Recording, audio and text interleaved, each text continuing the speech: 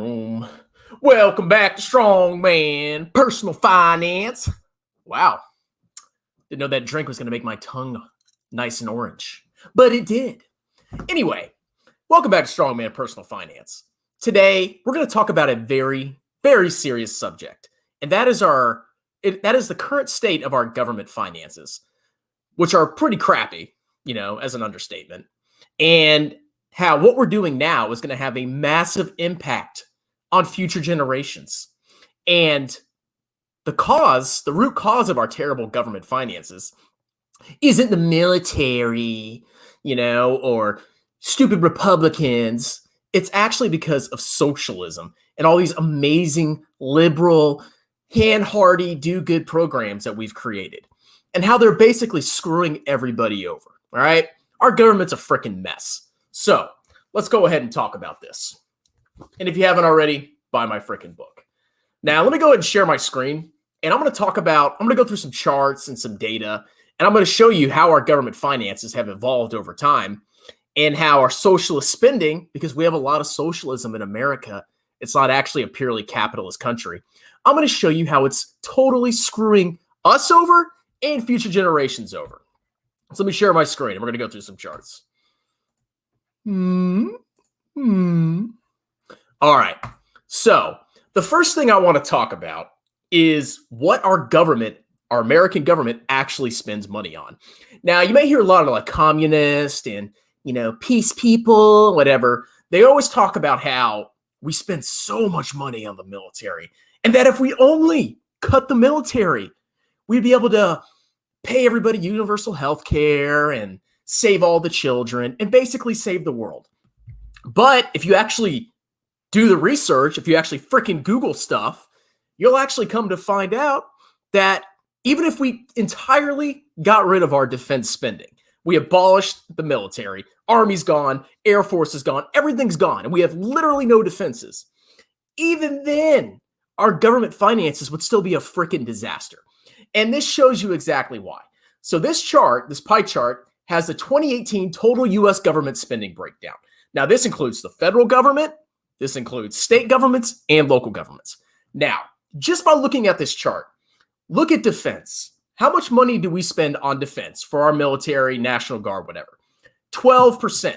12% of our government spending goes to the freaking military. Where does the rest of our money go? Well, we have education. Obviously, we need to educate our populace. Maybe not go to college as much, but we still need to educate the children and, send some people to college to actually get good degrees. So, of course, we pay 15% of all our spending goes to education.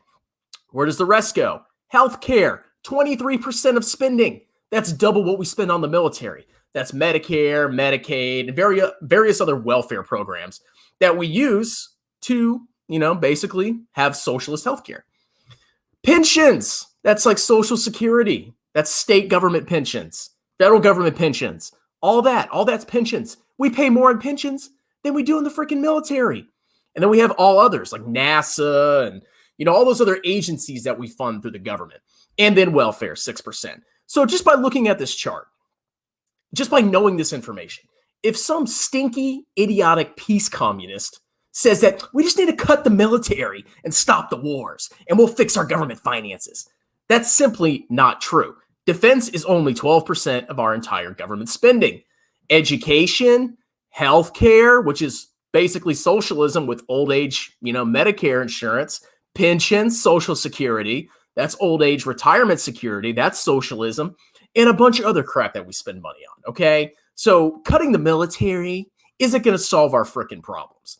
Now let's move on. Now, this graph shows U.S. government spending as compared to GDP. Now, GDP is our gross domestic product, and that's basically how many goods and services we produce within our country's borders within 1 year. So you can kind of think of it as like the United States' national income. If you compare that to an individual, it's like if you make 50 grand a year, that's your GDP. Now, looking at this chart, what percent of our total spending is made up by government?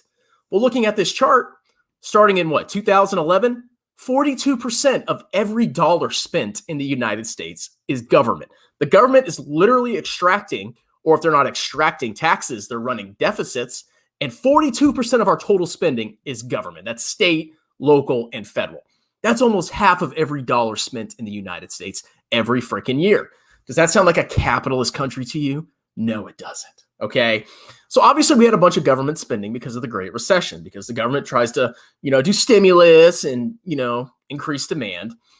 And we saw a little decrease in government spending, going down to 38, 38, 37, 35. And then what happened? What happened? The virus. And look what happened to our government spending. It shot back up because the government's trying to compensate and basically, create demand in the economy due to the lockdowns. So our government spending in 2020 was 44% of every dollar spent. That is not a capitalist country in the slightest, okay? Our government takes and spends a lot of money. And whatever they don't tax, they just borrow. And all that adds up because in the long run, if you borrow money, you got to pay it back. So don't let anybody tell you that U.S. is this evil capitalist country and we just don't spend enough on our people. Because if you look at this, almost half of our freaking spending is by the government. That's kind of ridiculous, all right? But we're capitalists. Moving on. Now, we're going from just looking at spending as a percentage of GDP to the total federal debt. And this doesn't include state or local governments.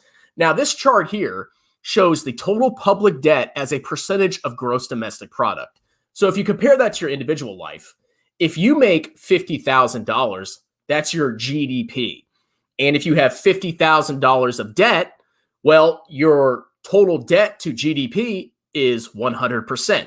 You make 50 grand a year, whatever job you do, and you have 50 grand of debt. That is 100% debt to GDP. Now, looking at this chart, it shows the total federal public debt to gross domestic product. So if you look in the 70s, 40%. So let's say you make $10,000 a year, you only have about $4,000 of debt. But over time, you see this debt start to go up and up and up. We had 9/11, and then we had the Great Recession in 2009, and boom, you see the spending and the debt to GDP start to increase and increase and increase. And then it levels out, and then boom, during the pandemic, we had to spend even more money. So right now, we're sitting at about 127% of debt to GDP. That means we have more debt just with the federal government than we actually produce and spend in one entire year in the United States. Now, what does that mean? Well, if the government is spending money, they can either get it two ways. They can tax the populace and then use that money to spend on whatever they need to spend it on, or they can go into debt. And because we don't tax people enough, or we really can't, because we already tax people enough in the United States, despite what a lot of communists say, we have to issue debt.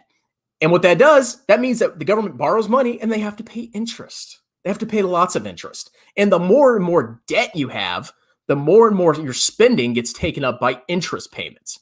Now, we try to keep our debt to GDP low by using not the debt GDP, but our interest spending by the Federal Reserve, which is our central bank. So the government will actually issue debt and the central bank will buy it, or the central bank will go out and buy government treasuries. And what that does is that keeps interest rates artificially low because they're basically printing money to buy government debt.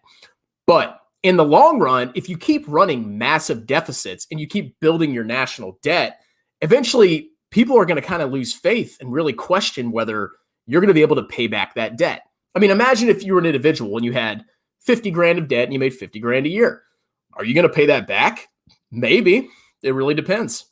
But what if you had $100,000 in debt and you only made 50 grand a year?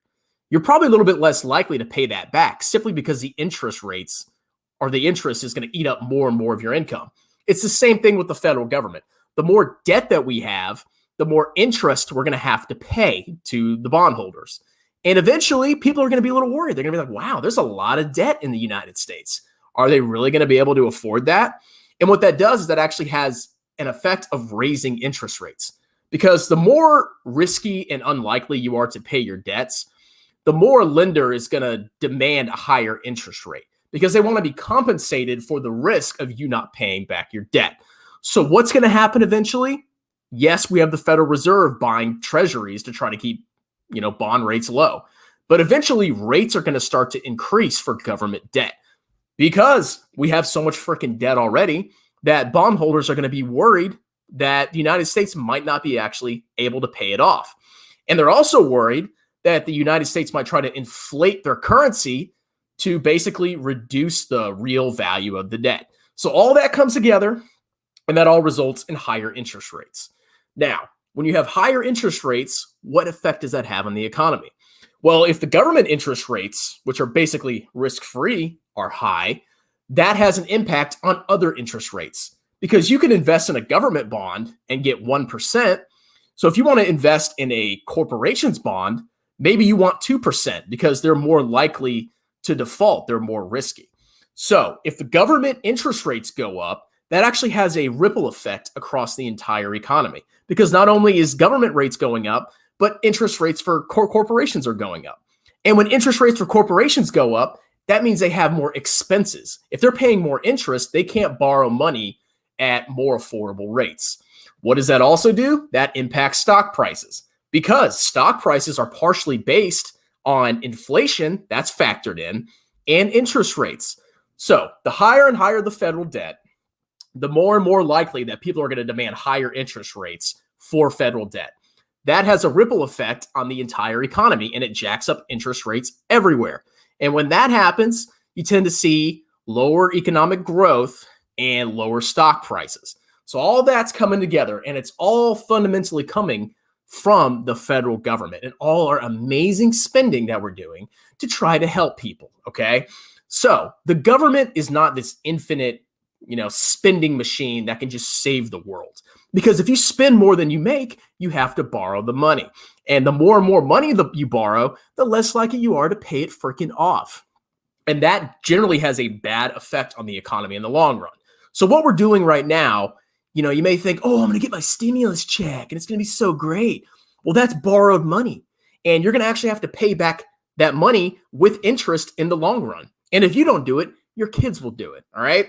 So when all these people are arguing for more universal health care, or, more this, we need that, we need to spend more on education. We're in such great amount of debt right now that the more we borrow, the more our economy is going to be negatively affected. We can't just borrow money into infinity. That is the fundamental problem facing us. Now, you also may be wondering, what is the difference between a deficit and the national debt? And it's very simple. The deficit is how much more you spend than you make in 1 year, whereas the debt is the accumulation of all the deficits that you have incurred over your lifetime. So for example, let's say you make 50 grand a year and you spend 60 grand. Well, your deficit is 10 grand because you only made 50, but you spent 60. That 10 grand goes into the debt column. The next year, let's say you make 50 grand and you spend 70 grand. Well, you spent 20 grand more than you did or than you earned that year. That 20 grand is your deficit, and that gets added to the previous 10,000. So now your debt is 30,000, even though your deficit was only 20,000 for that year. So that's what's happening. Every year the government runs deficits, they're actually building up their debt balance more and more and more. So that's why you see this freaking debt going up and up and up, because we're spending more than we freaking make and collecting tax revenue, right? And like I said, we spend a lot of money in the government already, okay? So just raising taxes, that's not going to be productive in the long run. There's going to need to be some spending cuts that go with it. So this last chart I want to talk about is our deficit trends. Like I just explained, deficits are just how much more you spend than you make every year. And if you look at our government, going back to 2001, we actually had a surplus, which means we collected more tax revenue than we spent on government programs. But going into the future, oh my God, look at all this money that we spent. Look at all these deficits. Every time the deficit goes up, that adds to our national debt. And if you can see, during the Great Recession, we spent a lot of money. And now during this pandemic, we spent a ton of money. And that just grows and grows our national debt. Now, if you go back and you look at our total government spending, if we're running deficits, what's causing it? Is it defense? Is it welfare? Or maybe is it healthcare, pensions, and education? The pensions are basically socialism. That's Social Security. We tax working people and we transfer money to retired people. It's old age insurance. It's socialism. Healthcare, Medicare, that's old age healthcare, or Medicaid, for really poor people. That's socialism. You're transferring money from working people to people that are retired and not working or can't work or unemployed or whatever. Education, they're talking about, or some people are talking about trying to nationalize the education system. And a lot of it already is kind of nationalized with, government run schools. Well, if we nationalize our college system, every college is basically run by the government. That's socialism. You're taxing people that are working and you're transferring that money to subsidize another group of people, i.e. students. All that is what's causing our debt to increase. So don't listen to any people that are like, oh, it's just the military. Just cut the military. That's not going to make a difference, all right? We need to cut all of these programs because you can only tax people so much before your country actually starts to experience severe economic, negative effects. The more you tax, the more people are disincentivized to work and the less investment there is in your country.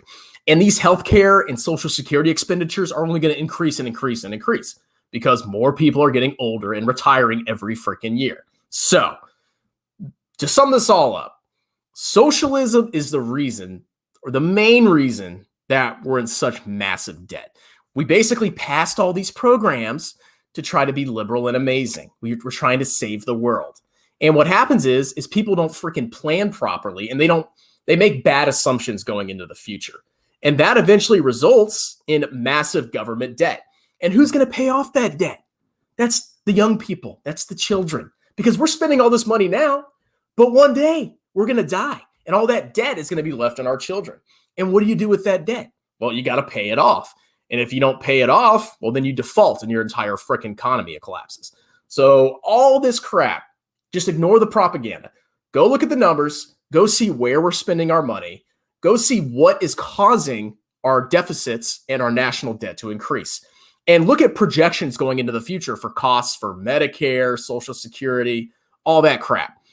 That's the main reason that a lot of people are concerned about government spending. It's not the military, okay? So hopefully this kind of clarified some things for you. If you have any questions, you can post a comment and I can make more videos about it. But just kind of understand that socialism is the root cause of most of our problems in our society. So you may think you're going to save the world, by voting for Democrats and, oh, we just need more government. We just need more. But that's not how it works, okay? The government is not this magic money tree. There are real world consequences, and they usually end up screwing over young people and working people. So that's that. Like, subscribe, comment, buy my book, Stop Being a Broke Loser on Amazon. And I might make a few more videos. I might even review this book right here if you guys recognize this. You guys ever read this before? Yeah. I think I'm going to review that book, maybe do a couple more videos. All right. See you guys in a second.